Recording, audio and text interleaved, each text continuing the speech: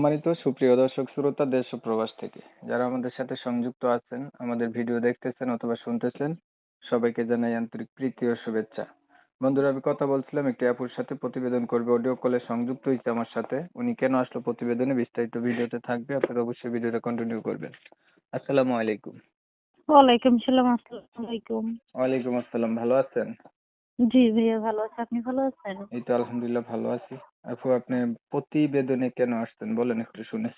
ভাইয়া, আছি আমি একটা অসহায় মেয়ে। আমি বাসা বাড়িতে কাজ করে খাই। আমার এক বিয়ে হয়েছে, আমার একটা সন্তান আছে, ছেলে সন্তান। ঠিক আছে ভাইয়া, আমার ডিভোর্স হয়েছে। কারণ আমি চাই একটা একটা মনের মানুষ। আমি তো আর ভাইয়া বিয়ে বসতে পারবো না যতক্ষণ তারা আমার বিয়ে কোনোদিনও করবে না। তো সেই জন্য চাইতেছি অনলাইনে নাম্বারটা দিয়ে বিয়ে, আমার যাতে বিয়ে হয় এখানে। আচ্ছা, আপনার হচ্ছে বিয়ে হয়েছিল, একটা বাচ্চা আছে, স্বামীর সাথে ডিভোর্স হয়ে গেছে, আপনি বর্তমানে জি, থাকেন কার কাছে? বর্তমানে আম্মুর সাথে আছি। আমরা বোন দুইজন, আর আম্মু একজন, আমার ছেলে একজন, 4 জনই আছি। আপনার বাবা নাই? না, আমার আব্বু নাই, আব্বু মারা গেছে। আচ্ছা, আপনি কি আগে কখনো প্রতিবেদন করছিলেন? না ভাই, এই প্রথম আইছি মানুষের দেখা দেখে আর কি। তো যেহেতু আপনার বিয়ে হয়েছে, তাহলে বিবাহিত পুরুষরাই আপনাকে বিয়ে করতে চাইবে, তাই না? জি।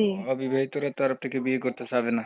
কারণ না বিবাহিত না, লোক যদি বিয়ে করতে চায় বা বয়স বেশি কোনো লোকে, আপনার এই বিষয়ে কিছু আছে মতামত? আমার কোনো সমস্যা নেই, কারণ আমি একটা বিয়েতে, কারণ যদি পুরুষ মানুষ যদি খাওয়াইতে পারে, 2 বিয়েও চালাইতে পারে, সমস্যা কি তাতে আমার? আচ্ছা, আপনি কি করেন? আমি ভাই বাসা বাড়িতে কাজ করে খাই।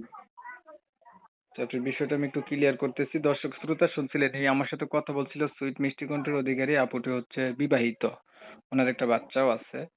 ওনার হচ্ছে হাজবেন্ডের সাথে ডিভোর্স হয়ে গেছে, মায়ের কাছে আছে, ওনার বাবা নাই, বাচ্চাটাকে নিয়ে থাকে, বাসা বাড়িতে কাজ করে খায়। উনি প্রতিবেদনে আসছে, অনলাইনে নাম্বারটা দিতে চাচ্ছে যাতে ওনার অতীত জানার পরে কোনো একজন ভাই ওনার পাশে থাকে বা ওনার দায়িত্ব নেয়। মনের সাথে মন যদি মিল খায় তাহলে বিয়ে পর্যন্ত সম্পর্ক জড়াবে আর কি, এর জন্য উনি প্রতিবেদনে আসছে। তো আপনারা যারা উনার কথা শুনছেন, ভালো লাগছে, ভালো পাইছেন, চাইলে এই আপুটির সাথে যোগাযোগ করতে পারেন। তবে আমি দুঃখ প্রকাশ করলাম, কমিউনিটি গাইডলাইনের কারণে আপুটির নাম ঠিকানা আপনাদের মাঝে তুলে ধরতে পারলাম না।